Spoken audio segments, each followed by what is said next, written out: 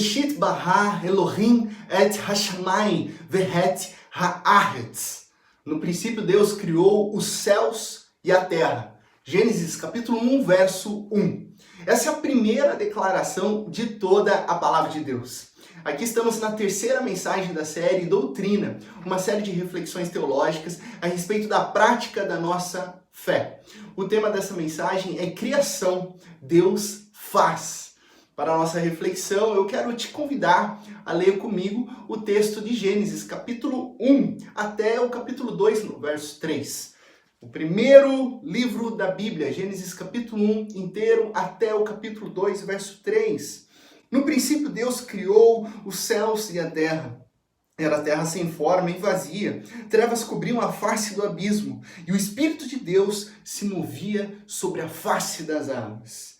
Disse Deus: haja luz, e houve luz. Deus viu que a luz era boa e separou a luz das trevas. Deus chamou a luz dia e as trevas chamou noite. Passaram-se tarde e manhã. Esse foi o primeiro dia. Depois disse Deus: haja entre as águas um firmamento que separe águas de águas. Então Deus fez o firmamento e separou as águas que ficaram abaixo do firmamento das que ficaram por cima. E assim foi. Ao firmamento, Deus chamou céu. Passaram-se a tarde e a manhã. E esse foi o segundo dia. Versículo 9. E disse Deus, ajuntem-se num só lugar as águas que estão debaixo do céu e apareça a parte seca. E assim foi. A parte seca, Deus chamou terra. E chamou mares ao conjunto das águas. E Deus viu que ficou bom. Então disse Deus, verso 11, cubra-se a terra de vegetação, plantas que deem sementes e árvores cujos frutos produzam sementes de acordo com as suas espécies. E assim foi. A terra fez brotar a vegetação, plantas que dão sementes de acordo com as suas espécies, e árvores cujos frutos produzem sementes de acordo com as suas espécies. E Deus viu que ficou bom. Passaram-se tarde e manhã. Esse foi o terceiro dia. Versículo 14. Disse Deus: haja luminares no firmamento no céu para separar o dia da noite. Sirvam eles de sinais para marcar estações, dias e anos. E sirvam de luminares no firmamento do céu para iluminar a terra. E assim foi. Deus fez os dois grandes luminares, o maior para governar o dia e o menor para governar a noite. Fez também as estrelas. Deus os colocou no firmamento do céu para iluminar a terra, governar o dia e a noite, e separar a luz das trevas. E Deus viu que ficou bom. Passaram-se tarde e manhã. Esse foi o quarto dia. Versículo 20. Disse também Deus: encham-se as águas de seres vivos e voem as aves sobre a terra, sobre o firmamento do céu. Assim Deus criou os grandes animais aquáticos e os demais seres vivos que povoam as águas de acordo com as suas espécies, e todas as aves de acordo com as suas espécies. E Deus viu que ficou bom. Deus viu que ficou bom. Então Deus os abençoou, dizendo: sejam férteis e multipliquem-se, encham as águas do mares e multipliquem-se as aves na terra. Passaram-se tarde e manhã, e esse foi o quinto dia. Versículo 24. E disse Deus: produzam a terra seres vivos de acordo com as suas espécies, rebanhos domésticos, animais selvagens e os demais seres vivos da terra, cada um de acordo com a sua espécie. E assim foi. Deus fez os animais selvagens de acordo com as suas espécies, os rebanhos domésticos de acordo com as suas espécies e os demais seres vivos da terra de acordo com as suas espécies. E Deus viu que ficou bom. Ficou bom. Versículo 26. Então disse Deus: Então disse Deus: façamos o homem à nossa imagem, conforme nossa semelhança. Domine ele sobre os peixes do mar, sobre as aves do céu, sobre os grandes animais de toda a terra e sobre todos os pequenos animais que se movem rente ao chão. Criou Deus o homem à sua imagem, a imagem de Deus o criou, homem e mulher os criou. Deus os abençoou e lhes disse: sejam férteis e multipliquem-se, encham e subjuguem a terra, dominem sobre os peixes do mar, sobre as aves do céu e sobre todos os animais que se movem pela terra. Versículo 29. Disse Deus, eis que lhes dou todas as plantas que nascem em toda a terra e produzem sementes, e todas as árvores que dão frutos com sementes, elas servirão de alimento para vocês. E dou todos os vegetais como alimento a tudo que tem em si fôlego de vida, a todos os grandes animais da terra, a todas as aves do céu e a todas as criaturas que se movem rente ao chão. E assim foi. Versículo 31. E Deus viu tudo o que havia feito, e tudo havia ficado muito bom. Passaram-se tarde e manhã, esse foi o sexto dia. Capítulo 2, do verso 1 ao verso 3. Assim foram concluídos os céus e a terra, e tudo o que neles há. No sétimo dia, Deus já havia concluído a obra que realizara, e nesse dia descansou. Abençoou o sétimo dia e o santificou, porque nele descansou de toda a obra que realizara na criação. Amém. Vamos orar? Pai de amor, muito obrigado pela oportunidade de estarmos diante da Tua palavra, que é revelação especial, olhando esse relato da revelação geral, da natureza, da criação de todas as coisas. Nos dá discernimento, abre os nossos corações e mentes para entender aquilo que o Senhor tem para falar conosco através da Tua palavra. No nome de Cristo Jesus, amém, amém. Nárnia, no capítulo 8 do livro Sobrinho do Mago, C.S. Lewis, um livro para adultos e crianças, traz um parágrafo muito especial, quando duas crianças, Dígoro e Polly, viajavam por mundos desconhecidos e distantes através de anéis mágicos, sem saberem, eles caem num mundo de tremenda escuridão. Então eu quero compartilhar com você um pedaço dessa narrativa. No escuro, finalmente alguma coisa começava a acontecer. Uma voz cantava muito longe. Nem mesmo era possível precisar a direção de onde vinha. Parecia vir de todas e muitas direções. Certas notas pareciam a voz da própria terra. Era o mais belo som que ele, Dígore, já tinha ouvido. E duas coisas maravilhosas aconteceram ali ao mesmo tempo. A escuridão em cima cintilava de estrelas. Elas não chegaram devagar, uma por uma, como fazem nas noites de verão. Um momento antes, nada havia lá em cima, só escuridão. Num segundo, milhares e milhares de pontos de luz saltaram, estrelas isoladas, constelações, planetas, muito mais reluzentes e maiores do que em nosso mundo. Dígore tinha tido a certeza de que eram as estrelas que estavam cantando e que fora a primeira voz, a voz profunda que as fizera aparecer e cantar. Eu acho fantástico que C.S. Lewis narre a criação de Nárnia através do canto da primeira voz. Seu grande amigo Tolkien, que é o criador do Senhor dos Anéis, na sua obra Silmarillion, também descreveu que através da canção, da música, a Terra-média veio a existir. Através do canto, através da voz, através da palavra, esses mundos fictícios foram criados. Agora, de onde será que eles tiraram essa ideia? Tanto a obra de Nárnia como o Silmarillion são obras de ficção e que captaram muito bem o que o primeiro capítulo da Bíblia deixou claro: a criação pela palavra. Quando estamos diante dessas obras, nós sabemos que estamos diante de metáforas, de alegorias, de símbolos que transmitem uma mensagem. Mas e quando estamos diante do texto bíblico de Gênesis capítulo 1? Quando lemos o relato bíblico da criação, nós estamos diante de que tipo de literatura? Que tipo de comunicação? Pois afinal, o tema criação é algo que desperta e aguça o interesse de todo o ser humano. Mas para entendermos o que o texto bíblico afirma, primeiro nós precisamos saber que tipo de composição literária foi escrita, para não interpretarmos equivocadamente. Ao lermos o texto, percebemos claramente que Deus, ele cria o mundo por meio da sua palavra imperativa. Mas não é somente isso.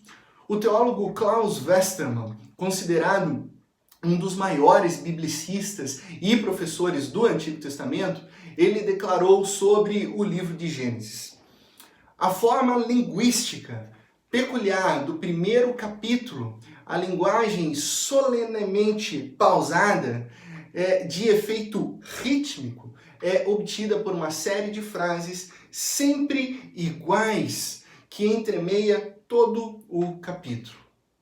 Ora, nós percebemos essa sequência ritmada na expressão, por exemplo, Deus disse. Essa expressão Deus disse, ela surge nos versos 3, no verso 6, no verso 9, 11, 14, 20, 24 e 26. Em cada dia a palavra criadora de Deus é proclamada, dando um ritmo, uma cadência na narrativa. E a cada dia é fechado com uma espécie de refrão. Passaram-se tarde e manhã. Esse foi o primeiro, segundo, terceiro, quarto, quinto, sexto dia. Assim, embora o texto de Gênesis seja escrito em prosa, há uma dimensão claramente poética nessa narrativa proto-histórica da Bíblia hebraica. E nós, leitores da era presente, do ano de 2020, não podemos, em hipótese alguma, distorcer ou ler esse texto bíblico sem considerar o seu gênero literário. Eu sei que existem muitos cristãos piedosos que fazem a leitura do texto de Gênesis capítulo 1 de maneira literal. Mas seria essa a leitura correta? Será que devemos ler Gênesis 1 em sua literalidade e interpretar o texto, a leitura, de maneira contemporânea, cientificamente pensando, ignorando o seu aspecto poético? Absolutamente não. E veja bem, aqui eu não estou negando a verdade sobre a Bíblia ou sobre a criação. Muito pelo contrário. Afirmamos que as Escrituras, elas são inerrantes e que são revelações de Deus, conforme a nossa última mensagem sobre as Escrituras, que você encontra aqui no nosso canal do YouTube. E que seguramente, Gênesis capítulo 1 proclama a verdade sobre Deus, sobre a humanidade e sobre o mundo, ok? O que precisamos para entender o relato da criação é o modo com que essa história é narrada, como essa história é contada. Semana passada nós conversamos sobre as Escrituras. Deus fala. Mas o quão distante eu e você, nós estamos de um mundo antigo, onde um documento antigo foi proclamado por uma audiência antiga. Seguramente mais de 3.000 anos nos separam do texto de Gênesis capítulo 1. E como eram as coisas há mais de 3.000 anos atrás? Já parou para pensar nisso? Logicamente existia uma linguagem, uma cultura, experiências, tecnologias e pensamentos totalmente distantes da nossa cultura hoje. Eu vou te dar um exemplo de como esses fatores interferem na mensagem, interferem na interpretação. Eu pego o meu carro e estou em direção a São Paulo, vou para a Universidade Presbiteriana Mackenzie, lá na Consolação, exatos 100 quilômetros daqui de Indaiatuba e cerca de 1h30 de percurso, ok? Chegando na Marginal Tietê, trânsito parado e o rádio anuncia: pista da direita em reforma, aumento de 40 minutos no percurso.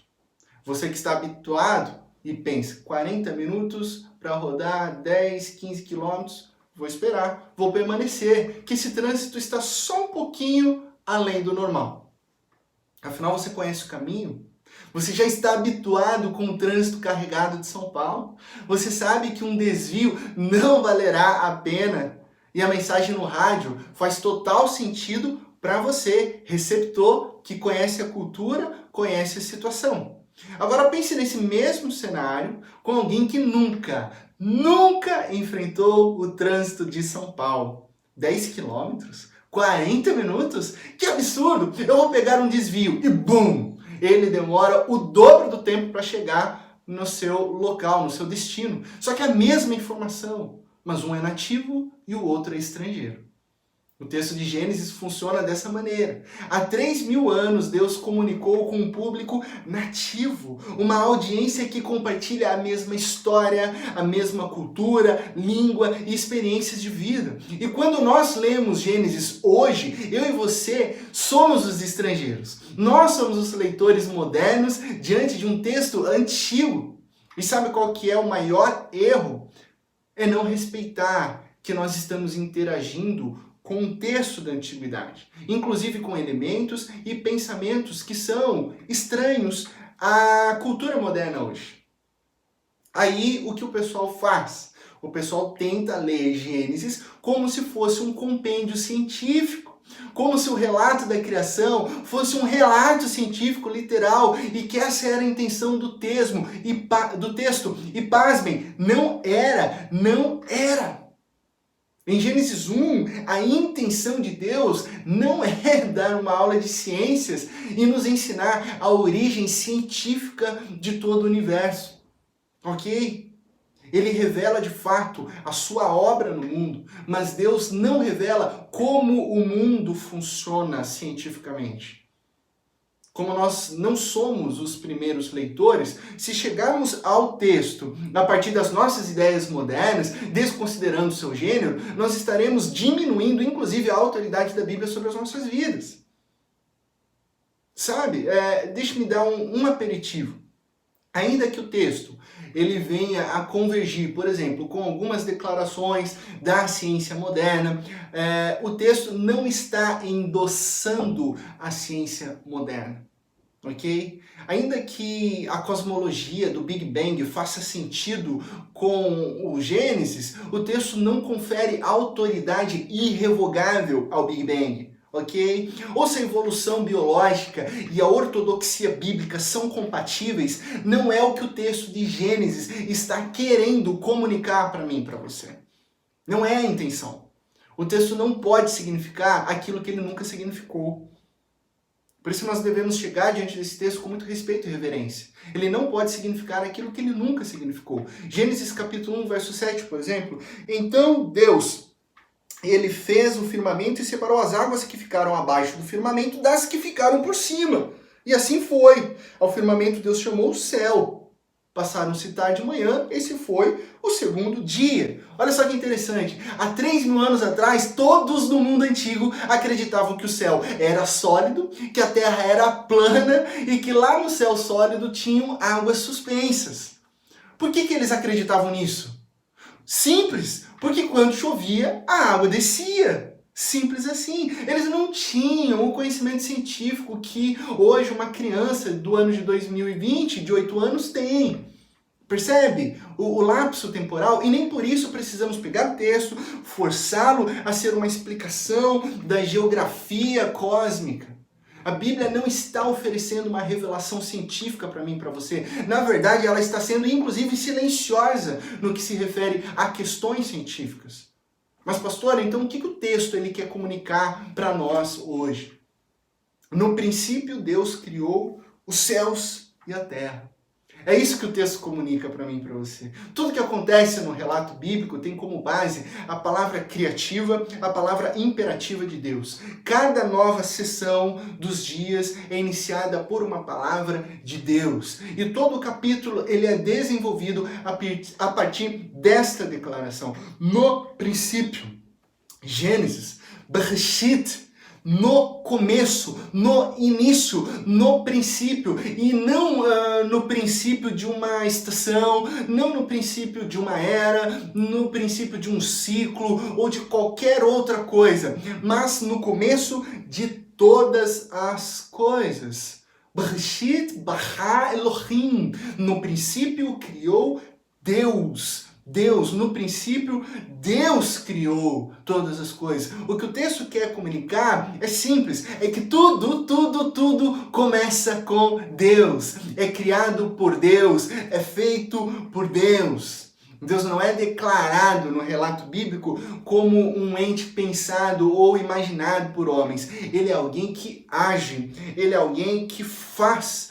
Deus é o Deus que cria e faz.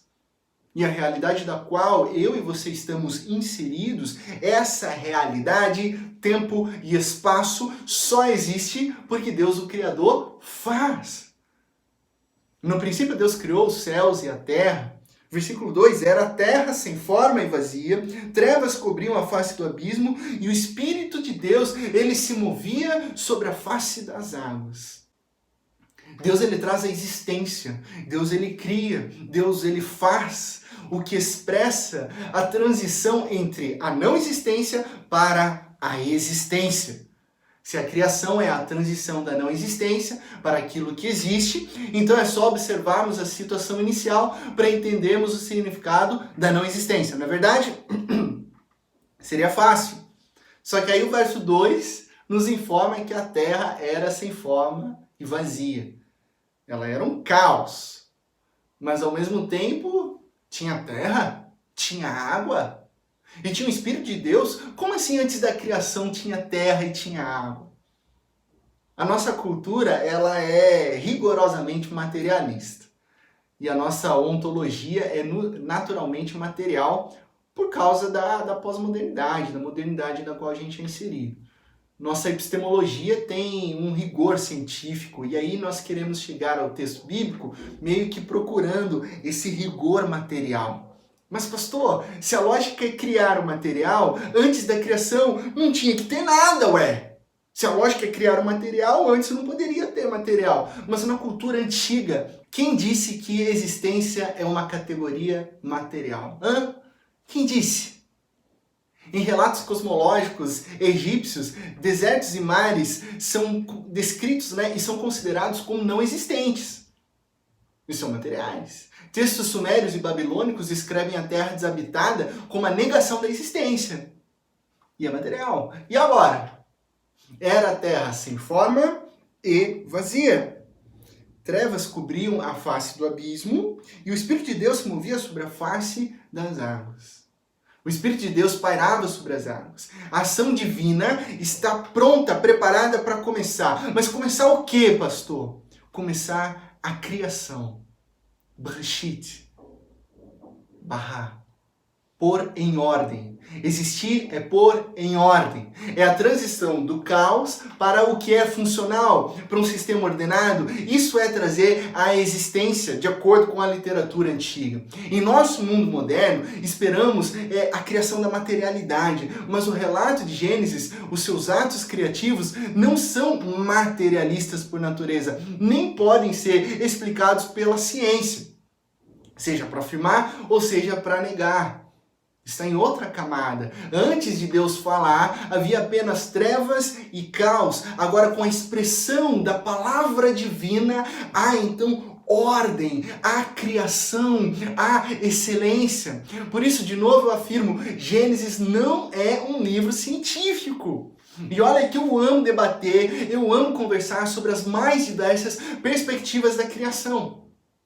Existem várias perspectivas da criação. Como assim, pastor? Existem perspectivas distintas e diferentes a respeito da origem, do Gênesis, do início, do princípio da criação?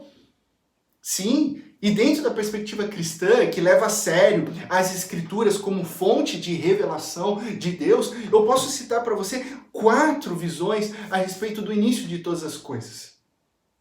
E vou citar aqui, mas quero antes lembrar que essas 4 visões, elas são sustentadas por cristãos que amam a Jesus e que creem que a Bíblia é regra de fé e prática, ok? E por que eu estou dizendo isso? Porque eu vou citar 4 visões. E existem princípios negociáveis e princípios inegociáveis. Os princípios inegociáveis são aqueles princípios dos quais nós não abrimos mão, ok? As Escrituras possuem autoridade. Deus criou todas as coisas visíveis e invisíveis. Nós somos criaturas. E num ponto da história, o pecado entrou no mundo e corrompeu todos os relacionamentos. Tudo isso que eu acabei de citar são princípios inegociáveis. Nós não abrimos mão, nós cremos porque eles são as escrituras, são a verdade, mas existem questões abertas a discussões, princípios que são negociáveis e que podem ter entendimentos distintos sem prejudicar a fé e sem prejudicar a leitura das escrituras. São questões em relação à idade da terra, se ela é jovem, se ela é antiga, como as coisas foram criadas, a ordem dos dias e das eras, se os dias de Gênesis são literais, de 24 horas, ou se são espaços longos. Tudo isso são questões abertas e que nós podemos debater, nós podemos discutir e não precisamos brigar se tivermos opiniões distintas, até porque existem 4 visões bíblicas e cristãs para interpretar o início de todas as coisas. Dito isso, eu quero então agora compartilhar com vocês essas 4 visões cristãs sobre a origem, sobre a criação. São elas: o criacionismo da Terra Jovem, o criacionismo da Terra Antiga, a criação evolucionária e o design inteligente. Como diferenciá-las de maneira resumida? Vamos ao consenso, né? Ao consenso científico. Vamos partir de 2 consensos científicos. A maioria dos acadêmicos das ciências físicas, ou seja, da física, da química, geologia e astronomia, eles defendem que o universo tem 13,8 bilhões de anos e a Terra tem 4,5 bilhões de anos. A maioria dos acadêmicos das ciências da vida, ou seja, da biologia e da medicina, defendem que a vida na Terra evoluiu a partir de ancestrais comuns. Claro que existem desacordos nos detalhes, mas a esmagadora maioria dos cientistas defendem que a ciência mostrou, sem qualquer sombra de dúvida, que a Terra é muito antiga e que a vida evoluiu a partir de ancestrais comuns. Esses são os 2 consensos, ok? Vamos lá então. Criacionistas da Terra Jovem. Eles não aceitam as conclusões das ciências físicas e da vida. Então, para eles, os dias de Gênesis são literais. E a Terra tem ali cerca de 6.000 anos. Criacionistas da Terra Antiga. Eles aceitam as conclusões das ciências físicas quanto à idade da Terra, quanto à idade do universo. Mas eles não aceitam o processo evolutivo a partir dos ancestrais comuns. Para eles, a Terra tem 4,5 bilhões de anos, ela é antiga. Os dias de Gênesis, do hebraico Yom, são e podem significar longas eras, ok? Criacionistas evolucionários aceitam as conclusões tanto das ciências físicas quanto da vida. Acreditam na Terra antiga, criada por Deus ao longo de bilhões de anos, e que o processo gradual de evolução foi trabalhado e foi governado por Deus para criar a diversidade de toda a vida na Terra. A leitura de Gênesis não é literal para eles. Design inteligente. Essa visão é um pouco diferente porque existem adeptos em todas as categorias anteriores. Mas o fundamento do design inteligente é que todas as evidências físicas atuais e da vida têm padrões de causas inteligentes por trás disso. Exemplo, a perfeição dos códigos de DNA, o ajuste fino das leis da física que mantém a vida, a posição do planeta Terra em relação ao Sol, as estações, a possibilidade única de vida, a molécula perfeita da água, a gravidade da Terra, enfim, todo esse ajuste fino que possibilita unicamente a vida na Terra não é e não pode ser coincidência, mas sim foi projetado por um designer. E esse designer é Deus. Criacionismo da Terra Jovem, criacionismo da Terra Antiga, criação evolucionária e design inteligente. 4 visões cristãs a respeito da origem do universo. Ok? Agora você deve estar pensando uma coisa. Bom, pastor, qual é a visão da IPEM Indaiá? Como é que a nossa igreja pensa a criação? Sabe qual é a resposta? A resposta é sim. Isso! Você tem 4 visões cristãs para você exercer a sua liberdade, crendo nas Escrituras, que Deus é o Criador de todas as coisas, e conforme a sua curiosidade, você pode pesquisar e defender e ser adepto de uma dessas visões. Mas aos curiosos, eu vou dizer que a maioria dos pastores, líderes da década de 40 e 50, não todos, mantém a visão criacionista da Terra jovem, ok?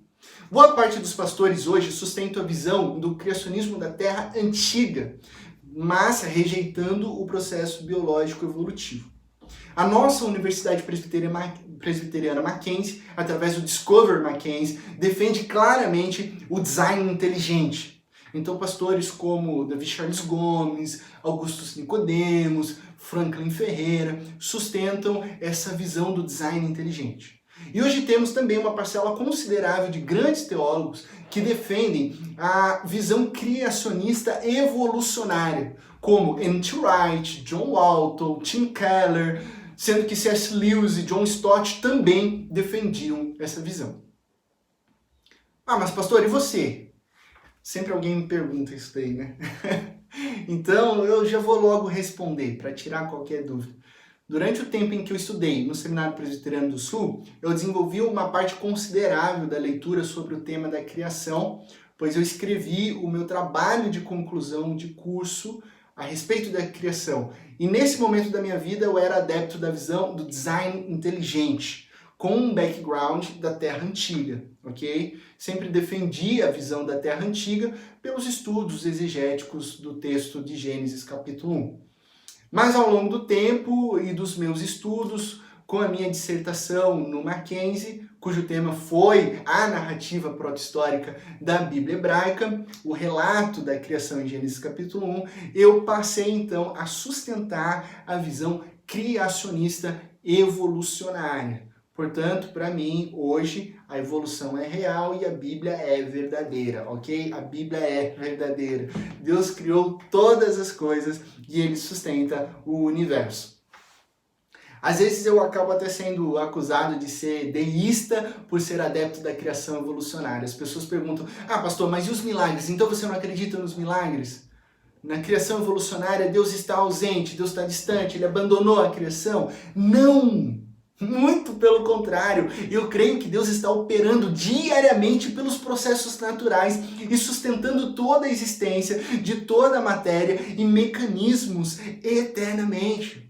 Deus não apenas criou e fez o cosmos, mas Ele sustém momento a momento todas as coisas. Deus não apenas criou o cosmos, mas Ele sustenta. Ele sustenta todas as coisas. E se eu creio em milagre, é claro que eu creio. Deus continua agindo naturalmente e sobrenaturalmente para realizar os seus propósitos de reinar na história da humanidade, estabelecendo o seu reino. É claro que eu creio. Mas enfim, eu quero caminhar contigo já para o ponto final dessa mensagem, até porque aqui não é uma aula sobre 4 visões da origem, e pensarmos por que a criação, por que a doutrina da criação é tão importante para nós hoje. E a discussão não é sobre as distintas visões da criação, mas por que ela é importante na prática da nossa fé agora. Sabe, as pessoas hoje, elas se dizem espirituais, elas acreditam que exista algo além do material, mas quando nós perguntamos sobre um Criador, a maioria afirma que não existe um Deus antes da criação, alguém que criou o material. Então elas desenvolvem um tipo de espiritualidade, mas que é totalmente panteísta, que tudo é Deus, que tudo é divino, e aí não há relação nenhuma entre Deus e a criação, mas elas afirmam que não tem nada a ver, que tudo é Deus, eu sou Deus, a natureza é Deus, e por aí vai. Só que a doutrina da criação é exatamente sobre a relação, o estabelecimento do reino de Deus. Gênesis proclama a grande verdade sobre Deus, sobre a humanidade e sobre o mundo. A criação é o espaço de vida, é o palco onde Deus deseja se relacionar com toda a humanidade. Esse é o ponto principal da doutrina da criação, esse aspecto relacional. Esse é o valor inegociável para nós. Deus é fonte divina de tudo o que existe. O nosso Deus é o Criador e nós somos criaturas, ok? Então nesse trabalho de criar, de formar, o ápice é o relacionamento entre o Deus e a criação. Por isso Deus não se preocupou tanto em relatar como ele criou, mas sim no porquê ele trouxe a existência, o porquê que Deus, pessoa infinita, eterna, incriada, pelas suas ações criativas, trouxe toda a criação, todo mundo, todo o universo à existência. Esse é o aspecto que a ciência mal consegue pensar no porquê. Muito menos ela consegue propor uma resposta. Mas somente pela fé nós podemos caminhar com esse Deus que se apresenta a nós, se revela a nós. E a grande verdade é que Deus, ao criar todas as coisas por meio da sua palavra, ele estabelece o seu próprio reino. A palavra criativa é uma expressão da realeza. A ordenação de todas as coisas é uma expressão de soberania, pois ele é o nosso rei sobre toda a terra e céus, sem limites de qualquer tipo, e ele é digno de receber toda a glória, toda a honra e poder por meio da adoração do que ele criou. Na posição de rei, Deus não está distante da sua criação. Ele não é um rei do tipo que governa sem interesse em seus súditos, em seus territórios. Não. Tendo construído o seu reino, Deus reina sobre ele de maneira profundamente pessoal. Assim, o relato de Gênesis declara que o nosso rei, ele é relacional. Deus fala, Deus faz, Deus expressa o seu próprio envolvimento com a criação. E mais, ele nos convida a participar com ele nesse reino, num relacionamento criatura e criador. Isso é muito importante, porque Deus não está jogando The Sims, Deus não está jogando o jogo da vida. Deus, ao nos criar, nos fez para desfrutarmos de um relacionamento profundo com ele. Como Agostinho escreveu em suas Confissões, fomos criados para Deus, e o nosso coração está inquieto enquanto não encontrarmos nosso descanso nele. O que tudo isso significa para mim e para você hoje? Simples. Você não é fruto de uma explosão aleatória. Você não é resultado de um processo acidental. Você não é um erro, você não é um acidente. Você foi feito por Deus. Você foi criado por um Deus relacional que te ama, que se revela, que cuida e que deseja que você tenha um relacionamento profundo com Ele. Um Deus relacional que criou todas as coisas, visíveis e invisíveis, e tudo era bom, mas aí entrou o pecado no mundo e bagunçou todas as coisas. Entrou com o pecado a dor, o sofrimento, a maldade, a injustiça, e tudo isso foi nos distanciando, foi nos separando de Deus e nos fazendo, inclusive, adorar coisas criadas, ao invés de adorar o Criador. Em nossa loucura pecaminosa, nós trocamos a verdade pela mentira. E mesmo assim, Deus que estabeleceu o seu reino, ele veio nos resgatar. Ele entrou na nossa história. Ele não é um Deus distante, mas sim um Deus presente, que governa, que reina, que ama, que ouve as nossas orações, que perdoa e que se importa. Sim, por tanto nos amar, o próprio Deus em Cristo Jesus morreu numa cruz em nosso lugar, venceu a morte e ressuscitou no terceiro dia. E sabe o que nós aguardamos? Nós aguardamos a volta de Jesus, e com ele virá uma nova criação, um novo céu, uma nova terra, porque Deus reina. Lá em Apocalipse, capítulo 4, verso 11, diz: Tu, Senhor e Deus nosso, és digno de receber a glória, a honra e o poder, porque criaste todas as coisas e por tua vontade elas existem e foram criadas. Deus faz. Tudo começa com Deus, e por meio da sua palavra criativa, ele estabelece o seu reino relacional e amoroso. Que eu e você possamos desfrutar dessa maravilhosa verdade em nossas vidas, nesse relacionamento com o Criador de todas as coisas, o nosso Senhor, o nosso soberano Rei. Feche seus olhos, vamos orar. Pai de amor, muito obrigado por esse momento precioso, onde o Teu Santo Espírito nos direciona a entender que o Senhor reina, que o Senhor cria, que o Senhor faz através da tua palavra, a tua palavra de ordem imperativa, e que o intuito da tua revelação é mostrar a nós que o Senhor é o Criador de todas as coisas e o Senhor nos convida a termos um relacionamento com o Senhor.